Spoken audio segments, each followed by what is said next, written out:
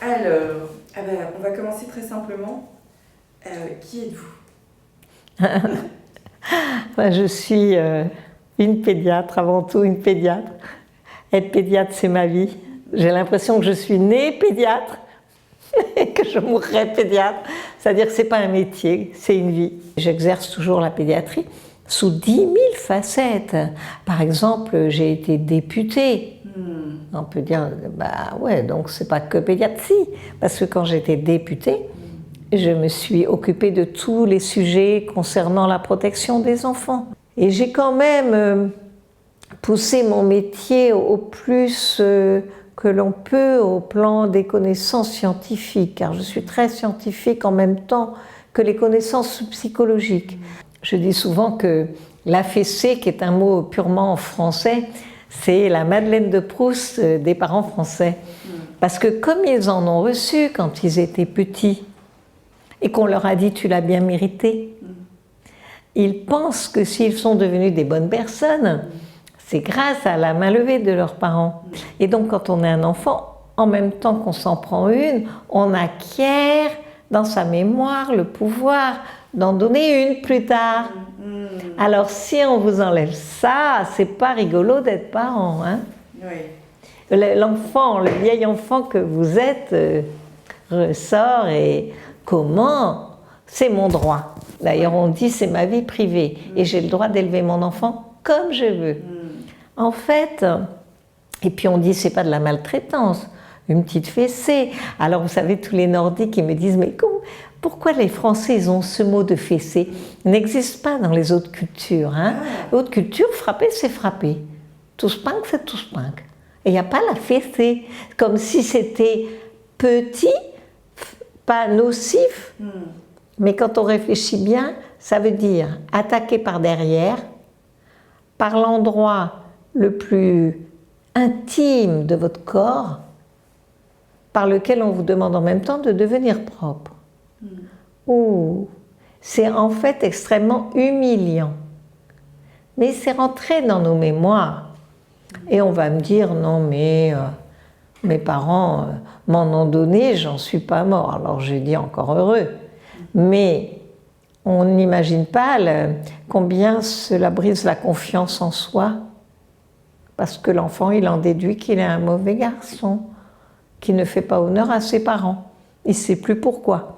Ils me disent souvent qu'ils ne savent pas quand ça tombe, hein. C'est juste quand maman est énervée, mais ils ne rapprochent pas à une action précise. Ah d'accord. Donc, Parce qu'ils ont fait peut-être pire la veille ou au moins le lendemain, mais de toute façon ça tombe parce que c'est maman qui est fatiguée. Et c'est toute la différence pour eux entre la maltraitance et ce que nous appelons la violence éducative ordinaire, quotidienne.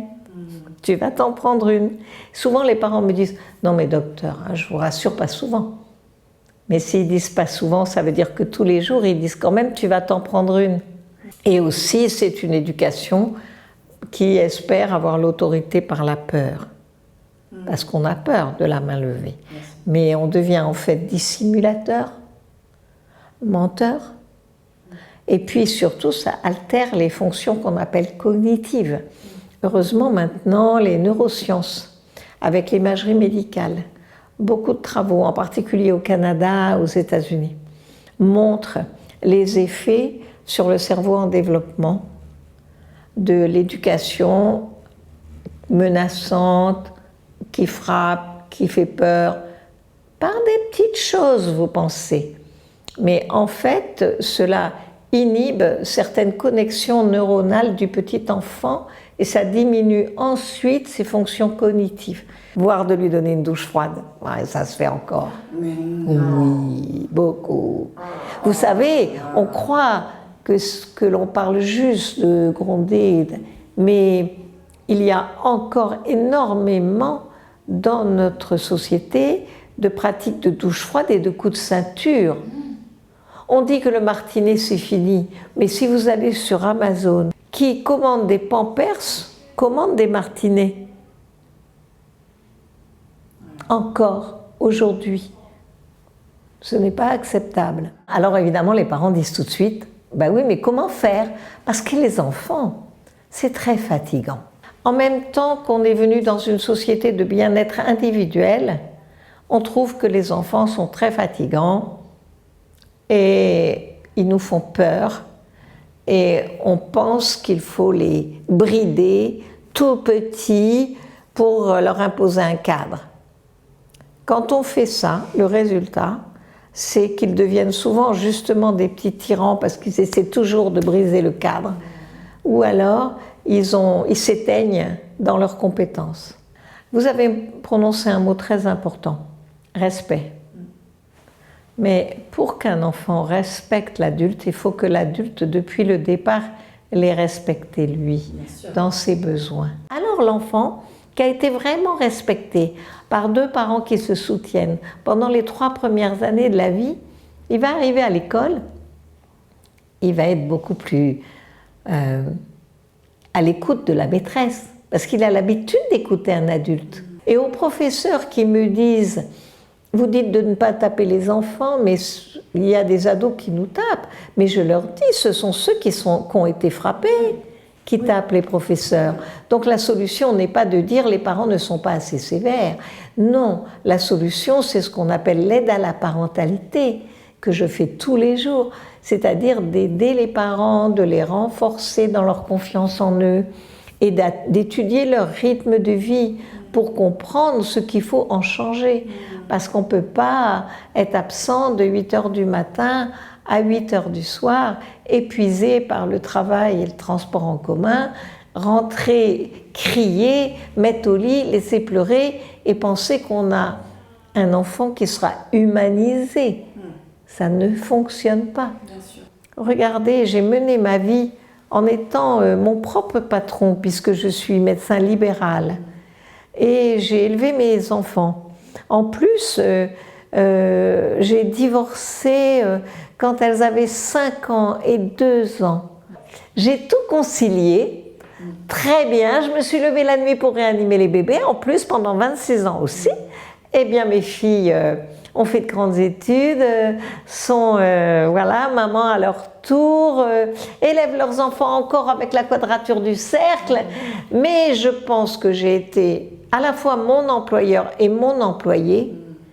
Et avec ce temps toujours adapté, toujours bicéphale, j'ai été une employée très performante.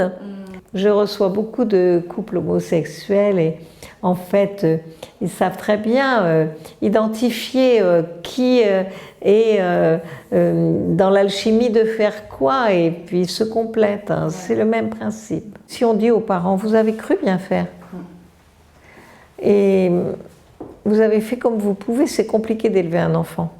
Mais ça ne sert à rien, ça l'endurcit. Et si ainsi, il peut expliquer en effet à son enfant, tu sais, moi j'ai cru bien faire, parce que quand j'étais petit, mes parents ils faisaient comme ça, mais en fait, quand je réfléchis, je pense que ça ne sert à rien. Et au contraire, ils en seront beaucoup plus complices de s'être confiés ça. Et puis, c'est la noblesse d'un parent que d'évoluer et de vouloir être curieux et de comprendre. Aujourd'hui, 23 pays européens ont aboli les châtiments corporels de toutes sortes dans la loi. Ils se sont fondés sur tous les travaux, toutes les études, toutes les expériences. Depuis 30 ans, les enfants ont plutôt de meilleurs résultats scolaires, éducatifs dans ces pays-là. Toutes ces fautes éducatives des parents, de la société, conduisent à briser la confiance en soi des petits Français par rapport aux autres pays scandinaves, canadiens, américains, où c'est chouette la vie et je suis forcément bon en quelque chose. En France, non, vous êtes forcément insuffisant, nul, et ça ne va pas. Et ça, on ne peut pas continuer comme ça. Merci beaucoup. C'est vrai que du coup, il faut beaucoup de bienveillance pour... Vous avez dit le mot très important, Maï, j'aimerais qu'il conclue. C'est la bienveillance éducative. Merci beaucoup. Voilà.